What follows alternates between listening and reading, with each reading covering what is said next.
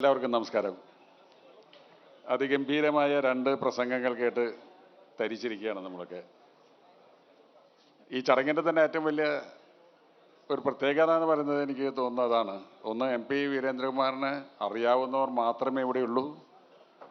സംസാരിച്ചതും അദ്ദേഹത്തിനെ വളരെ ഗാഢമായിട്ട് മനസ്സിലാക്കിയിട്ടുള്ള രണ്ട് വ്യക്തികളാണ്. നമ്മുടെ ബഹുമാനപ്പെട്ട മുഖ്യമന്ത്രിയുടെ സംസാരം, അദ്ദേഹത്തിൻ്റെ വായനയുടെ ആഴം, ശ്രീ ജോൺ ബ്രിട്ടാസിനെ പറ്റി നമുക്ക് രാഷ്ട്രീയ നേതാവിനേക്കാൾ കൂടുതൽ എനിക്ക് ബഹുമാനമുള്ളത് അദ്ദേഹത്തിൻ്റെ ഒരു ജേർണലിസ്റ്റ് അല്ലെങ്കിൽ അദ്ദേഹത്തിൻ്റെ വായനക്കാരൻ എന്നുള്ള ഒരു ഇതിലാണ്. അപ്പോൾ ഈ രണ്ടുപേരും മഹത് വ്യക്തികളാണ്. രണ്ടുപേരും രണ്ട് രാഷ്ട്രീയത്തിലാണെന്നുള്ളത് നമുക്ക് പ്രശ്നമല്ല. കാരണം നമ്മുടെ മുന്നിൽ ജോൺ ബ്രിട്ടാസും VD സതീശനും മാത്രമേ ഉള്ളൂ. VD സതീശനെ പറ്റി പറയുമ്പോൾ അദ്ദേഹത്തിൽ പോയതുകൊണ്ട് പറയാം. മോഹൻലാൽ ഒരു ചടങ്ങിൽ വെച്ച് പറഞ്ഞു, ഒരു നേതാവ് മുഖ്യമന്ത്രിയാവണമെന്നൊരു നാട് മുഴുവൻ ആഗ്രഹിച്ച് ഇറങ്ങി വന്നിട്ട് മുഖ്യമന്ത്രിയായ ആളാണ് VD സതീശനെന്ന്. അപ്പോൾ എനിക്ക് തോന്നിയത് അങ്ങനെ ഉണ്ടല്ലോ, പ്രത്യേകിച്ച് രാഷ്ട്രീയമൊന്നും ഇല്ലാത്ത ആളുടെ മനസ്സിലും ഒരു ചെറിയ ചിന്തകളുണ്ടാവും, ചില ആളുകളെ പറ്റിയുള്ളൊരു ധാരണ ഉണ്ടാവും. എൻ്റെ സിനിമാ ജീവിതത്തിലോ അല്ലെങ്കിൽ സിനിമാ കാര്യങ്ങളിലോ എൻ്റെ രാഷ്ട്രീയപരമായ കാര്യങ്ങളിലോ ഒന്നും ഒരിക്കലും ഇടപെടാറില്ലാത്ത ഒരാളാണ് എൻ്റെ ഭാര്യ. തെരഞ്ഞെടുപ്പ് ഫലം അറിഞ്ഞതിന് ശേഷം മുഖ്യമന്ത്രി ആരായിരിക്കും എന്നുള്ള ചിന്തകൾ മുൻമുനയിൽ നിർത്തിയിരിക്കുന്ന സമയത്ത് എൻ്റെ ഭാര്യ വളരെ സോഫ്റ്റായിട്ട് എന്നോട് പറഞ്ഞു, VD സതീശനല്ല മുഖ്യമന്ത്രിയായി തിരഞ്ഞെടുക്കുന്നെങ്കിൽ ഞാനിനി ഒരു തെരഞ്ഞെടുപ്പിൽ വോട്ട് ചെയ്യാൻ വരില്ല. അതൊരു സാധാരണ വീട്ടമ്മയുടെ ചിന്തയാണ്. അത് വായിച്ചും അറിഞ്ഞും അതിലൂടെ ഉണ്ടാക്കിയെടുത്തുള്ള അറിവാണ്. അപ്പോൾ എനിക്കൊരു വ്യക്തിപരമായ സന്തോഷം തോന്നി അദ്ദേഹവുമായിട്ട് വേദി പങ്കിടാൻ സാധിച്ചതും കുറേ കാലത്തിന് ശേഷം നേരിട്ട് കാണാൻ സാധിച്ചതും. പ്രത്യേകിച്ചും വീരേന്ദ്രകുമാർ സാറിനെ പോലെ എല്ലാ തലത്തിലുമായിട്ട് ആളുകൾക്ക് ബഹുമാനം തോന്നുന്നൊരു വ്യക്തിയെ ഓർമ്മിക്കുന്ന ഒരു ചടങ്ങായതുകൊണ്ട്. അദ്ദേഹം പത്രപ്രവർത്തകനായിരുന്നു, രാഷ്ട്രീയ നേതാവായിരുന്നു, എഴുത്തുകാരനായിരുന്നു, പ്രാസംഗികനായിരുന്നു. അദ്ദേഹത്തിന് ഞാൻ കണ്ടിട്ടുള്ളൊരു പ്രത്യേകത എന്ന് പറയുന്നത്, ഒരിക്കൽ പരിചയപ്പെട്ടാൽ പിന്നെ അദ്ദേഹത്തെ ഓർമ്മിക്കാതിരിക്കാൻ കഴിയില്ല, അദ്ദേഹത്തിൻ്റെ ആരാധകനാകാതിരിക്കാൻ സാധിക്കില്ല എന്നുള്ള പോലത്തെ ഒരു വ്യക്തിത്വമായിരുന്നത്. നമ്മുടെ മനസ്സിനെ പിടിച്ചു വലിക്കുന്ന ഏതെങ്കിലും ഒരു പോയിന്റിൽ അദ്ദേഹം ആദ്യം തന്നെ തൊടും.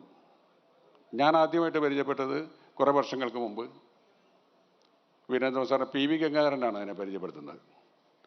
കോഴിക്കോടും മാതൃഭൂമിയായിട്ടുള്ള എൻ്റെ ബന്ധത്തിലേക്ക് എന്നെ അടുപ്പിക്കുന്നത് ഈ രണ്ട് വ്യക്തികളാണ്. ഒന്ന് PV ഗംഗാധരനും ഒന്ന് വീരേന്ദ്രകുമാർ സാറാണ്. എന്നെ പരിചയപ്പെടുത്തി കഴിഞ്ഞുകൊണ്ട് പുള്ളി പറഞ്ഞത്, പണ്ട് അടിയന്തരാവസ്ഥ കാലത്ത് ജയിലിൽ കിടക്കുമ്പോൾ ന്യൂസ് കേൾക്കാനായിട്ട് ഒരു കൊച്ചു റേഡിയോ ഉണ്ട്. അതിലൂടെ ചലച്ചിത്ര ഗാനങ്ങൾ കേൾക്കാറുണ്ട്. സത്യനെഴുതി ഒരു നിമിഷം തരൂ നിന്നിൽ അലയാൻ എന്നുള്ള പാട്ട് ഞാൻ ഒരുപാട് പ്രാവശ്യം അതിലൂടെ കേട്ടിട്ടുണ്ട്.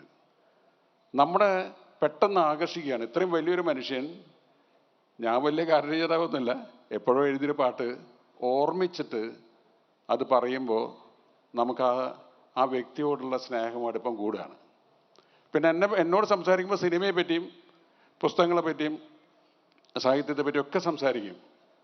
ഞാൻ അദ്ദേഹത്തിൻ്റെ, ജോൺ ബ്രിട്ടാസ് പറഞ്ഞതുപോലെ, അദ്ദേഹത്തിൻ്റെ പ്രസംഗത്തിൻ്റെ ആരാധകനായിട്ട് മാറിയിട്ടുണ്ട്. തൃശ്ശൂർ റീജിയണൽ തിയേറ്ററിൽ വെച്ചിട്ട് 1.5 മണിക്കൂർ നീണ്ടു നിന്ന അതിഗംഭീരമായൊരു പ്രസംഗം, അത് അദ്ദേഹത്തിൻ്റെ അവസാനം ശബ്ദമൊക്കെ മാറുന്നതിന് മുമ്പാണ്. കേട്ട് തരിച്ചിരുന്ന് ഞാൻ അടുത്ത് വന്നിരുന്നതിന് ശേഷം അദ്ദേഹത്തിൻ്റെ അടുത്ത് ചോദിച്ചു, എങ്ങനെയാണ് ഇത്രയും കൂടുതൽ ഓഡിയൻസിനെ കയ്യിലെടുക്കാൻ പ്രസംഗിക്കുമ്പോൾ സാധിക്കുന്നത്?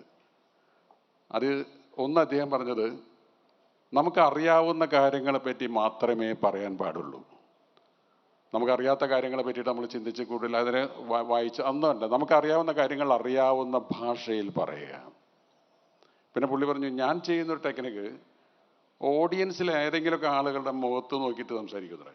ഈ കാടടച്ച് സംസാരിക്കാതെ വ്യക്തികൾ, ഇപ്പോൾ സാലിഹിൻ്റെ മുഖത്താണെങ്കിൽ അല്ലെങ്കിൽ മനോജിൻ്റെ മുഖത്ത് അങ്ങനെ നോക്കി സംസാരിക്കുമ്പോൾ നമുക്ക് വളരെ കൂടുതൽ സംസാരിക്കുന്ന പോലെ കമ്മ്യൂണിക്കേറ്റ് ചെയ്യാൻ പറ്റും എന്ന് പറയുന്നത്. ഒരു 10 മിനിറ്റ് കഴിയുമ്പോൾ, 10-15 മിനിറ്റ് കഴിയുമ്പോൾ എങ്ങനെയെങ്കിലും കുറച്ചൊരു ഹ്യൂമറിൻ്റെ, തമാശയുടെ ഒരംശം ഞാനതിൽ ഇടും. ഇതൊക്കെ സിനിമ ഉണ്ടാക്കുന്ന പോലെ തന്നെയാണ്. സിനിമ ഞങ്ങൾ തിരക്കഥ എഴുതുമ്പോൾ ഇങ്ങനെ തന്നെയാണ്. വളരെ ഗൗരവമുള്ള കാര്യം ചെയ്യുമ്പോഴും അതിനൊരു ഹ്യൂമറിൻ്റെ ഒരു പരിവേഷം കൊടുക്കും. അതുകൊണ്ടാണ് 34 കൊല്ലം കഴിഞ്ഞിട്ടും നമ്മൾ എന്തുകൊണ്ട് തോറ്റു എന്ന് വെച്ചാൽ സന്ദേശം എന്ന സിനിമയുടെ ഇരു പാർട്ടികളും തമ്മിലുള്ള അന്തർധാര സജീവമായിരുന്നു എന്ന ശ്രീനിവാസൻ എഴുതിയ സംഭാഷണം തന്നെ ഇപ്പോഴും നമുക്ക് പറയേണ്ടി വരുന്നത്. അതൊരു സീരിയസ് ആയിട്ടുള്ള വിഷയമാണ്. പക്ഷെ ഞാനും ശ്രീനിവാസനും ചർച്ച ചെയ്യുമ്പോൾ പ്ലാൻ ചെയ്തത് ഇത് സീരിയസ് ആയിട്ട് പറഞ്ഞാൽ വെറും രാഷ്ട്രീയമായി മാറും. അതുകൊണ്ട് അതിന് ഹ്യൂമറസ് ആയിട്ട് പറ്റുകയാണ് ചെയ്യാൻ. അങ്ങനെയാണ് സന്ദേശം അല്ലെങ്കിൽ വരവേൽപ്പ് എന്നുള്ള സിനിമകളൊക്കെ ഉണ്ടാകുന്നത്. ഞങ്ങളുടെ എല്ലാ സിനിമകളും ഉണ്ടാവുന്നത് തമാശയിലൂടെ കാര്യം പറയുന്ന ഒരു രീതിയാണ്. വീരേന്ദ്രന്മാരുടെ ഒരു ടെക്നിക്ക് അത് തന്നെയായിരുന്നു. അദ്ദേഹം തമാശയിലൂടെയാണ് ഏറ്റവും മഹത്തായ കാര്യങ്ങൾ പോലും പറയുന്നത് തമാശയിലൂടെയാണ്. എനിക്ക് അദ്ദേഹത്തിൻ്റെ വിവേകാനന്ദനും ഹൈമവത പൂവിലും രാമൻ്റെ ദുഃഖമൊക്കെ പല പ്രാവശ്യം തന്നിട്ട് പുള്ളി പറയും ഇത് വായിക്കണം, കാരണം അടുത്ത പ്രാവശ്യം കാണുമ്പോൾ ഞാൻ ഇതിൽ നിന്ന് ചില ചോദ്യങ്ങൾ ചോദിക്കും, അപ്പം അതിന് മറുപടി പറയണം. ആ പേടി കൊണ്ട് തന്നെയാണ് അതിനെ ആദ്യം വായിച്ചു തുടങ്ങിയത്. പക്ഷെ അദ്ദേഹം ഒരിക്കലും ചോദ്യങ്ങൾ ചോദിച്ചിട്ടില്ല. പക്ഷേ ഞാൻ അതിലെനിക്ക് ഇഷ്ടപ്പെട്ട, എന്നെ സ്പർശിച്ച കാര്യങ്ങൾ ഞാൻ അദ്ദേഹത്തോട് അങ്ങോട്ട് പറഞ്ഞിട്ടുണ്ട്. അപ്പോൾ ഒരു തലമുറകളുടെ വ്യത്യാസമില്ലാതെ, വലിപ്പച്ചെറുപ്പമില്ലാതെ എല്ലാവരോടും ഒരേപോലെ പെരുമാറാൻ കഴിയുക എന്നുള്ളതൊരു ചില്ലറ കാര്യമല്ല. ശ്രീ വി ഡി സതീശനുള്ള ഇപ്പോഴത്തെ, ഇന്ന് ഞാൻ കുറേ നാളുകൾക്ക് ശേഷം കണ്ട ആ ഒരു രീതി കാലം മാറ്റാതിരിക്കട്ടെ എന്ന് ഞാൻ ആഗ്രഹിക്കുന്നു. കാരണം ഒരകൽച്ച നമുക്ക് തോന്നുന്നില്ല. വീരേന്ദ്രകുമാർ എന്ന് പറയുന്ന മനുഷ്യനോട് പാന്ത്രഭൂമി പോലത്തെ ഇത്രയും വലിയ സ്ഥാപനത്തിൻ്റെ ഏറ്റവും തലപ്പത്ത് നിൽക്കുന്ന ഒരാളാണെന്നുള്ള ഒരു അകൽച്ച എനിക്ക് തോന്നുന്നു അവിടുത്തെ ഏറ്റവും താഴെയുള്ള ഒരു ജീവനക്കാരന് പോലും തോന്നില്ല.